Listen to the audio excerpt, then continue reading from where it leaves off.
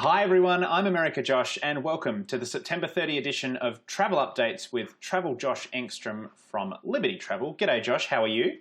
G'day. I'm good, Josh. How are you? I'm very well, thank you. It's funny, I just realised every time we start, you say g'day, and my transcribing software has a meltdown every time I start. Your first quote is always like, Jorder? And you're well? Yeah, I'm very well, thank you. And I hope everyone out there is staying healthy and strong. We certainly all need a little bit of resilience at the moment. So, yes, very healthy. Agreed. Jumping straight in, again, we've had some fantastic questions submitted by viewers and we're getting lots of great feedback every week. So if you do have something to contribute or something you want to ask, head to americajosh.com/traveljosh and you can see Josh's latest blog as well as the spot to submit some questions. We've also got an update from last week's question, which is great. It's like we're having a full conversation with our listeners and our readers, which is great. I really like that. Absolutely fantastic. So to jump right in, I guess, the question we want to ask every week is, have we seen any movement in a positive direction about availability in the next few months? Unfortunately, we haven't really seen any new flights being added by any of our three American carriers. What we discussed last week with Air Canada, at the moment, there's actually, looks like they've launched their full amount of flights. So we'll discuss that a little bit further. In terms of the short to medium term, there hasn't really been any real changes in availability. But as we move forward through to January, February, March, there's definitely plenty of availability in those later months, January, February, March. Fantastic. On that one, you just mentioned Air Canada. What is the change and what's happening with Air Canada right now? So Air Canada have launched their route from Vancouver to Brisbane and Vancouver to Sydney, and they're selling seats for those. So that has definitely increased the availability of seats for Australians in North America to get into Australia. However, that also means that you now have to transit Canada. So you have to leave the US and go to another country before you can go to your home country, which is not ideal. But it also means that hopefully for people that are in a really difficult situation, that this provides yet another option for them to at least deliberate and go through the pros and cons and work out whether that option is going to be good for you. No, I think some variety and some options are definitely going to put some people's mind at ease to at least know they've got something out there. Which leads me to, you mentioned Brisbane. So a few people have sort of asked the questions about some of the other airports and locations that are opening up, like Perth, Brisbane, Adelaide and Melbourne. What is happening with flights into those cities? At the moment, it's so incredibly difficult to get into other places in Australia other than Sydney. Brisbane is increasingly difficult to get into, with Air Canada being the only real North American option available for people. And Perth is almost completely impossible to get into at the moment. We're hoping over the course of the next couple of weeks that this changes and that airlines that have long-standing and historic routes into these cities in Australia do start releasing availability into that market again. I just got off the phone to a client just then. We had a Zoom meeting and we were talking about Cathay flights into Perth. And what I said to him was that this route, Cathay Pacific or Singapore Airlines, they are long established routes by these airlines into our country. And at the moment with the caps, they've obviously disintegrated into zero ability to be able to use those airlines. But the hope is now that the caps are being increased and as they do stagger in upwards direction, that these long-held historic routes go back into flying. And that's my best hope. No, fantastic. And sort of once we do start to see those things, last week we mentioned bottlenecks and sort of where we see the timeline going and how things will improve. Do you have any new information or anything you just want to clarify about those kind of timelines and bottlenecks? Yeah, the bottleneck is still in full force. The amount of people since we started having a look at this seriously in terms of caps and how it was increasingly difficult for people over the course of the last month, the bottleneck is still pretty much at the same stage that it is. It is creeping up now into December. So we are seeing that bottleneck continue, and it will continue while the caps are at 4,000 or 6,000 people globally heading into Australia. The North American, US and Canadian Australians that are living over here, we make up just such a small fraction of that bottleneck that it's going to take a long time for that bottleneck to be resolved. So at the moment, it's really important to just keep checking and keep your eye on how this whole situation is going. And I encourage everyone to be watching this weekly because things are changing all the time. And you really want to know where you're at with everything. And start having a look and start monitoring those bottlenecks because at the moment there's no change. So it's still really difficult to get home. I know one thing that on those changes, one thing that we've seen on Monday was, I think it was Monday night in the US time, was Scott Morrison announced, or the Prime Minister announced some information about him not wanting travel caps at all anymore in some of the states, or at least lifting them for some countries' arrivals. Do you have anything? I think there was some confusion about what exactly that meant. Did you just want to touch on that one?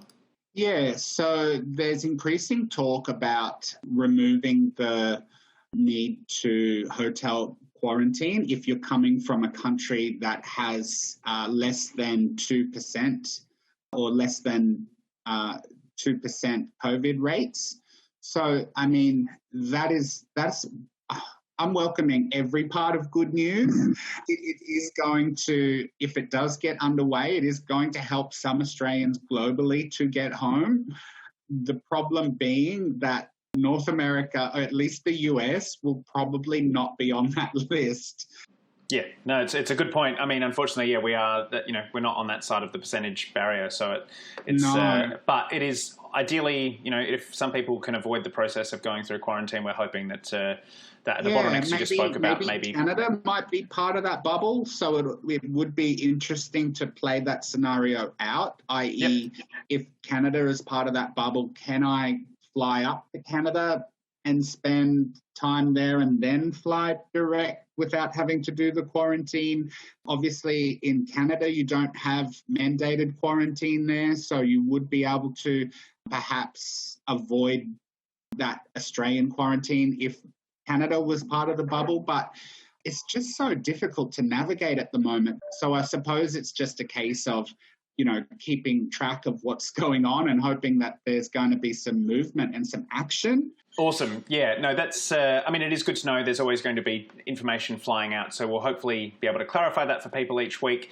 And that leads me the perfect segue into some of the questions that we did get submitted in the last week. Yeah, this is my favourite part. This is where I feel like I'm really kind of talking to our audience here. So I think I need to questions. I need to build a title sequence and a boop, boop, boop, boop, boop. So the first question is from LA, and LA writes, I read that you recommended booking now for December flights. Do we think there would be any updates / new flights after the October 24 decision? Also, flights booked to Melbourne just getting cancelled now while international arrivals are closed, or are airlines rerouting in the interim, adding a domestic leg? Thanks so much. What a confusing time. Yeah, and I can definitely agree that it is a very confusing time. So LA, I definitely say that I can break that down into two kind of parts, I suppose.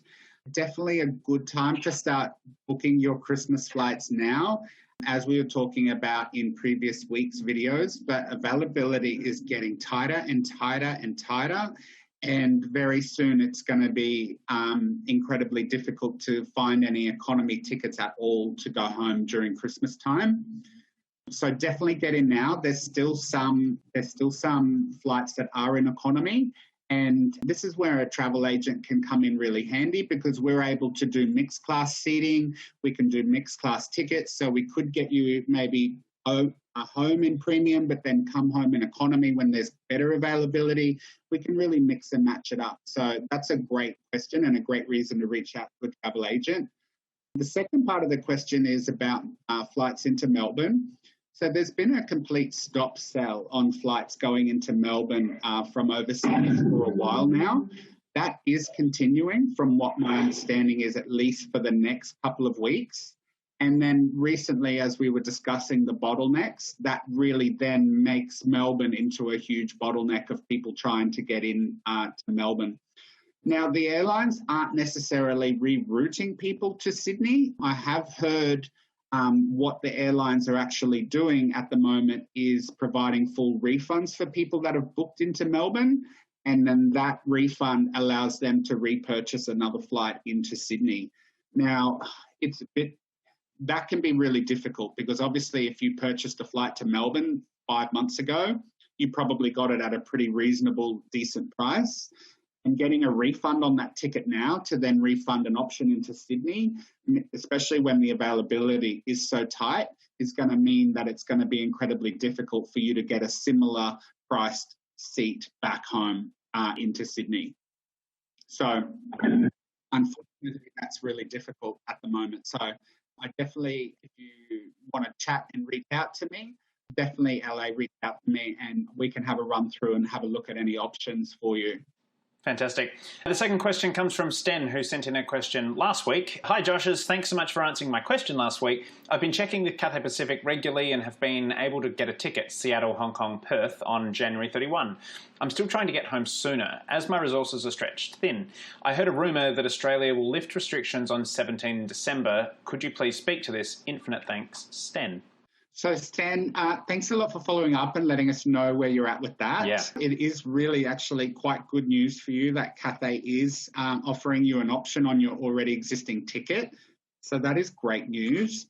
Unfortunately, at the moment, Perth is incredibly difficult to get into. So I would estimate if you've got a flight in that early to mid-January, I would say that that's probably your best bet. It's really horrible to say this at the moment, but getting into Perth direct from overseas is incredibly difficult. Now, the second part of your question is with the upcoming meetings between the state and federal government, hopefully that first meeting on the 24th of October sheds some light and perhaps some of those long-established routes that we talked about into Perth open up again. That would be great, as well as what you were saying about maybe the possibility of availability increasing in December, getting ready for people coming home for Christmas.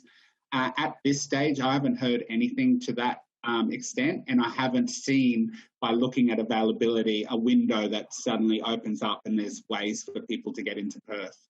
So at the moment, unfortunately, unless you were willing to ditch that Cathay flight and head into Sydney and then try and navigate your way from Sydney to Perth, there's no other way at the moment. No, and I think we do see a lot of speculation on Facebook groups and a lot of, I think one person writes that they think something might happen and the next person reports, I'm hearing that, and then we kind of snowball into it's happening. So at the moment, we'll try and clarify that every week. But thank you, Josh. As always, every week we'll be here. And if you do have a question or if you would like to read some of the updates that Josh writes every week, please do head to americajosh.com/traveljosh. You can sign up for the newsletter there as well, which means that this gets delivered to your inbox every Wednesday. Thanks, Josh. Thanks, guys. Have a lovely week. Have a great week, guys.